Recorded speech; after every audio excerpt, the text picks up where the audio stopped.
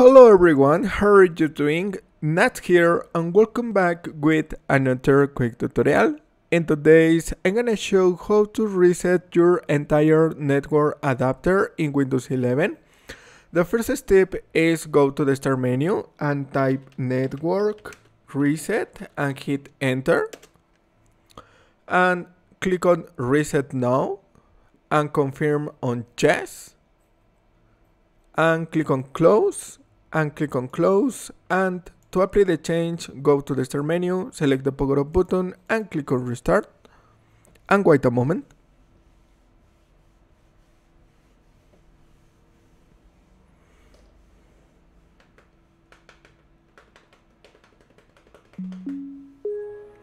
Log in with your PIN or your password.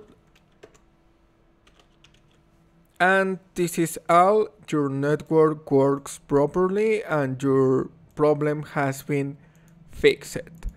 Thanks for watching, don't forget to subscribe and see you in the next tutorial. Goodbye.